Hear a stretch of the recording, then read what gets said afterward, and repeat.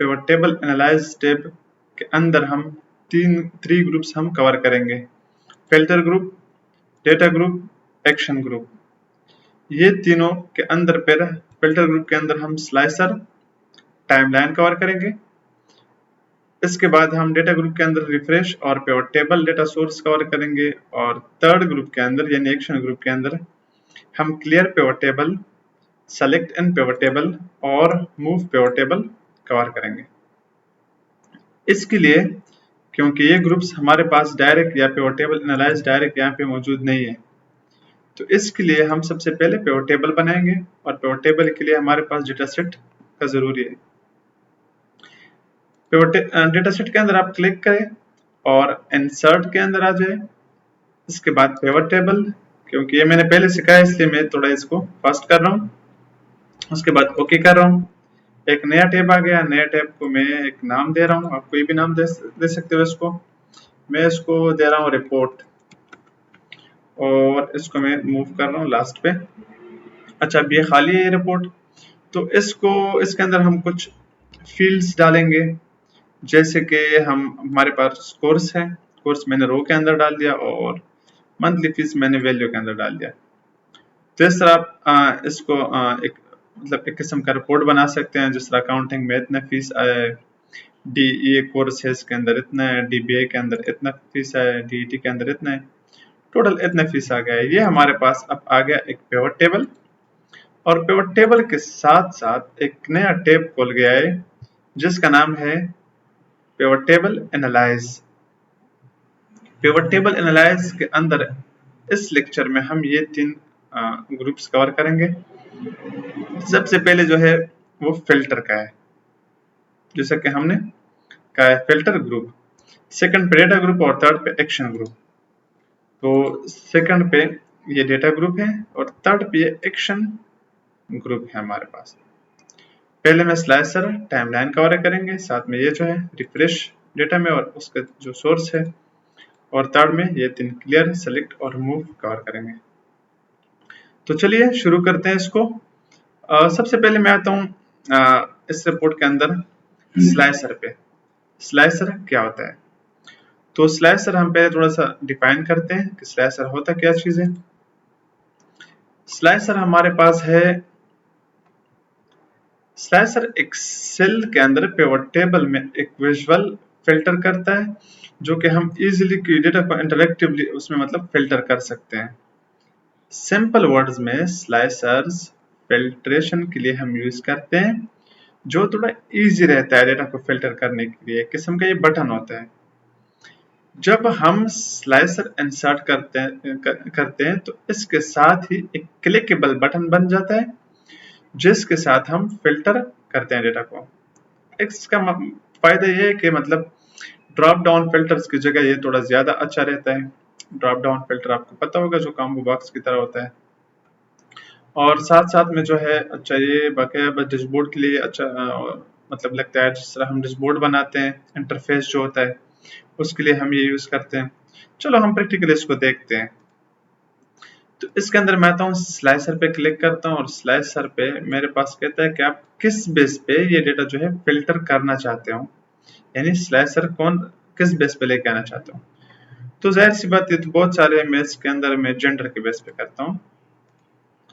तो ये जेंडर मेरे पास आ गया, इसको मैं थोड़ा कम करता हूँ, और ये हो गया हमारे पास। अब मैं इसको बोलता हूँ कि फीमेल जो है उसका कितना रिकॉर्ड बन रहा है, ये फीमेल का है।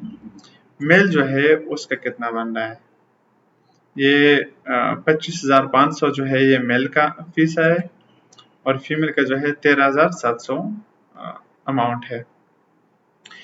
ये स्लाइसर के साथ एक और टैब खुल जाता है, और जिसका नाम भी है स्लाइसर।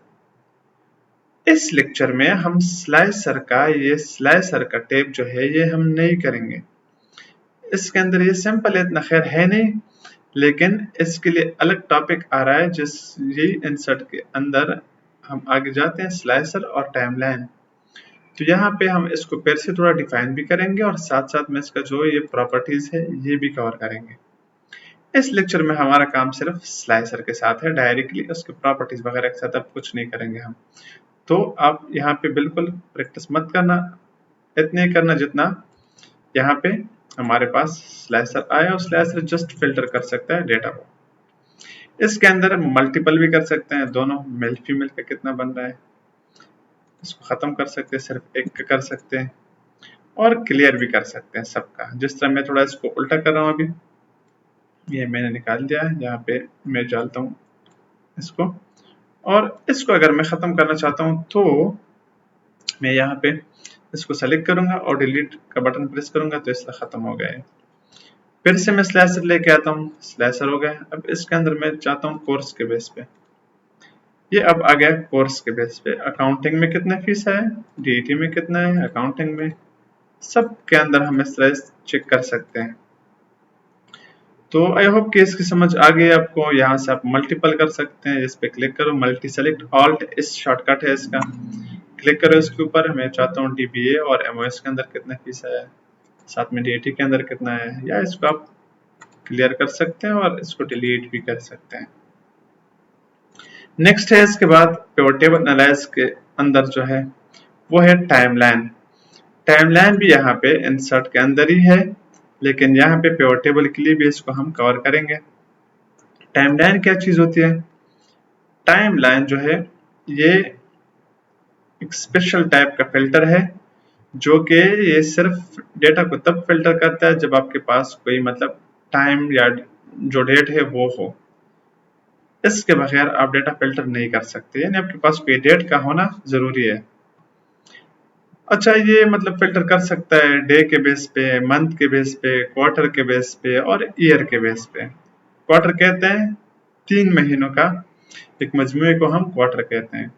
जिस तरह साल में 12 महीने होते हैं, हमारे पास इस तरह एक साल में 4 क्वार्टर्स होते हैं। इसका भी यही फायदा है कि इसको विजुअलाइजेशन के लिए हम यूज करते हैं, अच्छा लगता है, या मतलब हम इजीली इसके साथ फिल्ट्रेशन कर सकते हैं। और दूसरी बात ये कि ये टाइम बेस पे होता है, हमारे पास ट्रेंड शो करता है कि कितने साल में कितना सेल हुआ है, कितने रिवेन्यू हुआ है। तो इस तरह हम इसको यूज कर सकते हैं। मैं इसको देखता हूँ अभी, यहाँ से कोर्स लेके आता हूँ, और अब अगर मैं आता हूँ टाइमलाइन पे, तो टाइमलाइन पे देखो सिर्फ एक फील्ड इसने उठाया है, और वो कौन सा, डेट का, क्योंकि डेट के अंदर ही डेट ड्यूरेशन पड़ा है। तो ओके करता हूँ, अगर ये ना हुआ तो फिर ये आपके पास नहीं आएगा। ओके कर दिया मैंने, ये एक किस्म का डिजाइन आ गया। इसके साथ भी आप अगर आप देखते हो तो टाइमलाइन का एक नया टैब खुल जाता है। तो इस पे भी आपने नहीं जाना है, क्योंकि इस पे मैं अपना अलग लेक्चर इंसर्ट के अंदर इन दोनों पे कवर करूंगा, जिसके अंदर ये पूरे के प्रॉपर्टीज इनका मैं कवर करूंगा।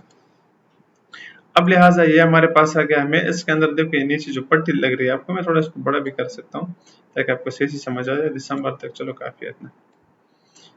तो ये हमारे पास पूरा टाइमलाइन पड़ा हुआ है। मैं देख सकता हूँ कि अक्टूबर में कितना फीसा है, 1200, सितंबर में कितना है, अगस्त में कितना है, या आप डायरेक्ट इसको देख सकते हो कि सितंबर और अक्टूबर और नवंबर में कितना है, तो इकट्ठा सबका देख सकते हो। अब इस तरह इस बेस पे देख सकते हो, ईयर बेस पे 2015 में कितना फीसा है, 14 पे कितना है, 13 पे कितना है, पिछले साल में 11, ये सब पे आपके पास रिकॉर्ड मौजूद है। अभी 2012 सेलेक्ट है, अगर मैं इसको 2015 पे करूँ तो 15 का ये अभी सेलेक्ट हो गया। इसको ड्रैग कर सकते हैं आगे पीछे। इस तरह हम इसको क्वार्टर के बेस पे कर सकते हैं। देखो ये जो है 2015 के अंदर कौन से क्वार्टर का आपने चेक करना है, पहले क्वार्टर में या दूसरे में, तीसरे में, चौथे में। मतलब पहले क्वार्टर में कोई फीस नहीं आया, सेकंड में, थर्ड में और फोर्थ में आया। अगर आप तीनों के अंदर देखना चाहते हैं, इस तरह इसको ड्रैग कर सकते हैं आप। तो ये इस तरह था। देखो यहाँ पे क्या लिखा है कि क्वार्टर 2 से लेकर क्वार्टर 4 तक 2015 का रिकॉर्ड ये है। और इस तरह आप डे के बेस पे भी कर सकते हो। फॉर एग्जांपल मैं ईयर पे आता हूँ, जिसके अंदर कुछ ज्यादा रिकॉर्ड पड़ा हो उस पे आता हूँ। हाँ, 15 के अंदर ज्यादा है। इसके अंदर मैं मंथ के बेस पे आ सकता हूँ, ये किस महीने का देखना चाहते हो, फरवरी, ये अप्रैल। मैं थोड़ा पीछे जाता हूँ, शायद यहाँ पे कुछ ज्यादा रिकॉर्ड हमारे पास पड़ा होगा। सितंबर, ये आ गया। सितंबर के अंदर रिकॉर्ड हमारे पास है। तो सितंबर के नीचे भी फिर आप देख सकते हो कि इसके अंदर किस तारीख पे कितना रिकॉर्ड पड़ा है। तो डेज करो, अब देखो सितंबर 2015 के अंदर ये जो है 1 तारीख से लेकर सब का मतलब हमारे पास पड़ा है। आप सिर्फ 5 तारीख का देख सकते हो, 4 का, 6 का, 7 का, लास्ट तक आप इस आ सकते हो। और जहाँ पे अगर है थोड़ा थोड़ा आ रहा है, देखो जिस तरह 12 तारीख पे एमओएस में 1000 पीस आए हैं। तो इसके बेस पे आप फिल्टर कर सकते हैं, इसको हम अच्छी तरह डिजाइन कर सकते हैं यहाँ टाइमलाइन के साथ। तो ये हम करेंगे, बिल्कुल करेंगे इसको, एक चीज भी नहीं छोड़ेंगे इसके अंदर। लेकिन इस लेक्चर में नहीं, इसका अलग लेक्चर होगा इंसर्ट में फिल्टर ग्रुप के नाम से। इसके साथ अगर आप देखते हो यहाँ पे, मैं थोड़ा फिर से वही ईयरली बेस पे आता हूँ, 2015 पूरे सेलेक्ट करता हूँ। इसके अंदर अगर मैं यहाँ पे क्लिक करूँ और पिवटेबल एनालाइज के अंदर आ जाऊँ, तो यहाँ पे एक नया चीज खुल जाता है, फिल्टर कनेक्शन। ये वैसे बंद रहता है। इसका ये मतलब है कि आपने ये जो फिल्टर कनेक्शन किया है ये ऑन है, एक्टिव है, चेक लगा हुआ है इसके साथ। मैं थोड़ा एक और भी कर देता हूँ साथ में, मैं ये जो है जेंडर के बेस पे करता हूँ। अब अगर मैं इसके ऊपर क्लिक करता हूँ,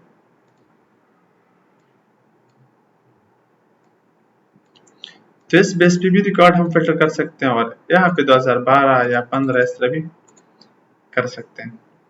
तो मतलब ये दोनों एक्टिव है। अगर मैं यहाँ से देख लूँ इसको और यहाँ से देखूँ, यहाँ पे दोनों एक्टिव हो गए हैं। मैं चाहता हूँ जेंडर वाला जो है ये कनेक्शन एक्टिव ना हो, ओके कर दिया। अगर मैं यहाँ पे कुछ भी करूँ वहाँ पे कुछ नहीं हो रहा है क्योंकि हमने इनएक्टिव कर दिया। फिर से एक्टिव करना चाहते हो, यहाँ पे क्लिक कर दो, यहाँ पे आ जाओ, दोबारा इसको एक्टिव कर दो और ये अब मेल फीमेल के बेस पे आपका ये काम करेगा।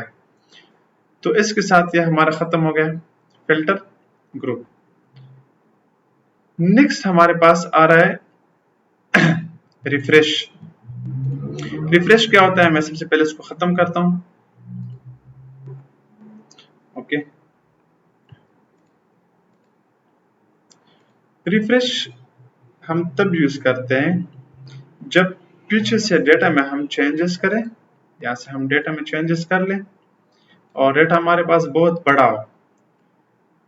तो कभी कभी यहाँ पे डेटा रिफ्रेश नहीं होता है, मतलब आपने यहाँ से तो फीस चेंज कर दिया, 1500 कर दिया, और वहां से अब देखना, मैं यहाँ से देखता हूँ 39,200 जो फीस आ रहा है, तो मैं अभी इसको करता हूँ 39,200, अब भी है वही 39,200। तो इसके लिए जरूरी क्या है, मैं इसको जूम भी करता हूँ, ये अब भी वही 39,200 है। जरूरी इसके लिए ये है कि हम इसको रिफ्रेश करें। हम यहाँ पे आते हैं, सिंगल रिफ्रेश सिर्फ इसके लिए काम करेगा। रिफ्रेश ऑल जितना पूरा एक्सेल है वो सब के लिए रिफ्रेश करेगा, तो अच्छी बात है। आप जो भी यूज करते हो, मैं मोस्टली रिफ्रेश ऑल यूज करता हूँ। जैसे इस पे क्लिक कर दिया मैंने, रिकॉर्ड चेंज हो गया, क्योंकि पीछे से जो रिकॉर्ड चेंज था यहाँ से भी इसने चेंज कर दिया रिफ्रेश की हेल्प से। अगर आपने ये नहीं किया तो आपका रिकॉर्ड यहाँ से रिपोर्ट गलत होगा। इसके साथ नीचे ये 3 ऑप्शन और आ रहे हैं, रिफ्रेश स्टेटस, रिफ्रेश कैंसल या कैंसल रिफ्रेश और कनेक्शन प्रॉपर्टी। ये तीनों हमारे पास जब कोई एक्सटर्नल डेटा हो और बड़ा डेटा हो जो रिफ्रेश करने में टाइम लगता है उसको, तो कभी कभी हम रिफ्रेश को जो मतलब वो लोडिंग लेता है तो उसको हम कैंसिल भी कर सकते हैं। कैंसिल रिफ्रेश के साथ हम उसका स्टेटस देख सकते हैं कि रिफ्रेश हो गया है कि नहीं, और उसका कनेक्शन भी देख सकता है कि किस स्टेटस से ये हमारा पिवट टेबल बना है। क्योंकि ये डेटा तो मैंने खुद थोड़ा सही बनाया, यहाँ पे अगर आपको ये नजर आ रहा है, अक्सर रिपोर्ट जो हम बनाते हैं वो बहुत बड़ा डेटा होता है हमारे पास, लाखों में होता है, तो वो डेटा बाहर से हमारे पास फाइल में पड़ा होता है, जिसके लिए हम वो ये चीज जो है आगे पावर पिवट में सीखेंगे।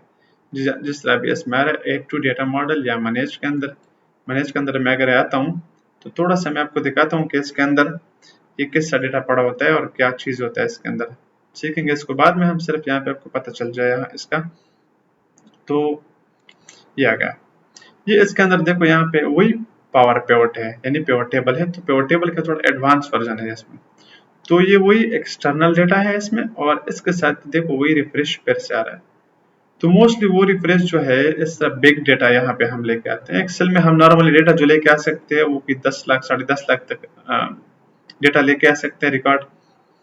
लेकिन अगर उससे ज्यादा है आपके पास 15 लाख 20 लाख है, तो तब हम पावर पिवट का यूज करते हैं और उसके हेल्प से यहाँ डेटा लेके आते हैं और इस तरह पिवट टेबल की हेल्प से बाहर एक सेल में रिपोर्ट लेके जाते हैं। तो ये रिफ्रेश के लिए वो क्या जो तीन चीजें वो तब काम करते हैं जब कोई डेटा बाहर से लिंक हो हमारे पास। अच्छा, बल्कि हम यहाँ से वो करेंगे भी, टाइम मिल गया तो।